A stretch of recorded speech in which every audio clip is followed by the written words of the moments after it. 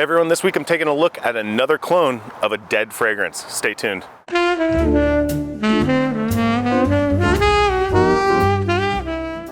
So I picked this fragrance up at the same time that I picked up Smoky Plum. And this one, I, again, never smelled the original. I've smelled others from the line and others from the house, but never this one in particular. It's a clone of a fragrance that came out in 2010, and it's called Hive from Athena Fragrances. And this is a clone of Absolue pour le Soir from MFK, Maison Francis Kurkdjian. So, as I mentioned before, Absolue pour le Soir came out in 2010. Here's what the brand had to say about it. When the night takes on a life of its own, the tempo changes. Take a breath, languid breath. Stay till dawn, keep your head in the stars. You are suspended in time, a sophisticated and concentrated eau de parfum. Unlike the gentle fragrance cologne pour le Soir, Absolue pour le Soir is wild, intensive fragrance, perfect for a night out. The original notes for this one were rose, honey, incense, and benzoin, blended with ylang-ylang, cumin, atlas, cedar, and sandalwood. For Hive, the only thing they said about it was ancient ambers, and the notes they gave for this were rose, honey, incense, benzoin, ylang-ylang, cumin, cedar, musk, and sandalwood. So fairly similar notes. This one I picked up because I've been on a hunt recently for kind of weird fragrances, and as I talk about this one, you'll see what I mean. This one with the notes of honey, cumin, kind of stood out to me as like interesting. So picked this thing up, and the first thing I thought when I smelled it was familiar. And the reason I say familiar is because it was there's something very familiar in this, kind of soapy, but classy soapy. So I have a weird reference for you, but I feel like it nails this fragrance spot on. There was a movie with Tom Cruise and Nicole Kidman that came out a long time ago. It was a Stanley Kubrick movie. It's called Eyes Wide Shut. Very weird movie, very weird movie about like hyper wealthy, rich sex clubs. And I think that's what this fragrance smells like. I think the people in those clubs would be wearing this fragrance. And I'll tell you why. This smells like very, very high class. Like this smells like something you would smell on a very, very rich person, because it doesn't smell hyper modern, it doesn't smell hyper edgy or stand out. It smells really, really classy, really, really nice, but then it also has kind of this edge to it. Because of the honey, which has kind of this animalic sweetness to it. If you've ever smelled beeswax, it's kind of a similar thing. The beeswax and the honey mixed with the cumin, which comes across as a little bit sweaty, makes this smell like a rich pervert to me. But that description makes it sound like I don't like this. I really like this a lot. But it is kind of a funky, weird fragrance. When I say funky, that comes across maybe like it smells like a homeless person. It doesn't. This smells very clean. Very, very clean. Like a rich person's bathroom might be a good description for this as well. But it's got all of this kind of powdery soapiness going on, mixed with this clean pissiness. Such a weird way to describe it. But I think it's kind of a fitting description. You know, this is a fragrance for a night out, and I think it's a fragrance for a night out for wealthy, fancy, rich people. So I think it kind of fits in that regard. Like it's weird, it's edgy for them. You know what I mean? I think most people would smell this and they're not gonna think about the elements that I'm talking about, the edgy, animalistic elements of it. They're gonna smell it and they're just gonna catch the soapiness, the powdery notes, and move on with their day. It's when you dig in that you start going, there's something there. There's something weird and interesting there.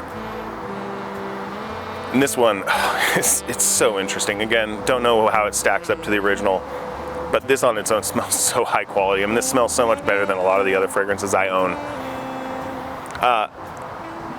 One that I would have a hard time, I feel like, wearing like just out and about, but one that I do like to wear just to kind of uncover it, discover more of its facets, and learn about it more and more. So like for Plum Japonais, or the clone of it that I have, Smoky Plum, I have 3 fragrances that they don't smell anything like this. But what they are I feel like similar vibe. They are in the same family. So the first one up may not be a big surprise. I talked about this one recently. This is my obsession from last year. It's Byredo's Tobacco Mandrin. The reason why I would say this one is kind of fits the vibe is that cumin note. This has coriander as an official listed note, but I feel like I get cumin from it as well. So you get that kind of like edgy animalistic side of things with here. This is also very much, I feel like a rich nighttime fragrance, something that is going to be strong in the winter time. I think it would work as well. So a little bit different from the Hive, I think, because Hive to me, it doesn't have to be winter. It's very much, I think, anytime. I think for Hive, it's much more about the event. And I think Tobacco Mandrin would work in that circumstance for some similar reasons, but it is, again, very different smelling. Just shares some similar vibes. Next up would be another one that I've talked about quite a bit, and that is Pasha de Cartier, and this is the Parfum. The reason for this one is, again, doesn't smell anything like it, but it has kind of that sweetness that you get from Hive. That kind of, I think it's from the benzoin in this, you get this kind of sweet amberiness that gives you the kind of this like fun funk. Again, when you get the animalistic notes with sweetness, that's what I'm referring to as funk. I think of like beeswax as having kind of a funk, so that's what I'm talking about. So in Pasha de Cartier, there is that, but it's bolstered with this really professional sort of backbone of spices and I think the frankincense or something in there that's giving it this kind of like, it's not just one-dimensional thing, kind of like Hive. It's not a one-dimensional thing. Feels professional, yet edgy in a slight way. The third one that I would say is similar vibes, and these are all a little bit fancier, I think, than I was thinking about when I grabbed them, but I think that fits. Absolue pour le Soir seems like it's a fragrance that you would have for some sort of a big to-do, and all of the fragrances that I'm talking about here I feel like are similar.